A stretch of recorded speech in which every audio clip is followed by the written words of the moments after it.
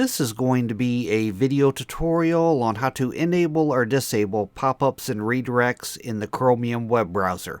I will be using Ubuntu 24.04 for this. Let me jump over to my browser here.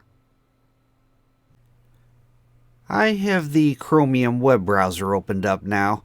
To enable or disable pop-ups and redirects, it's very easy to do. First thing you want to do is go to Settings. I'm going to go up to the upper right-hand corner, up to where you see the three-dot hamburger menu. I'm going to click on that. Then I'm going to go down to where it says Settings. And I'm going to click on Settings. Now in the pane off to the left-hand side here, I'm going to click on Privacy and Security. Then on the center pane, I'm going to scroll down a little ways, down to where you see it says Site Settings. I'm going to click on Site Settings. Then I'm going to scroll down a little bit more, down to where you see the Content area. And in the Content area, right here, Pop-ups and Redirects, I'm going to click on that.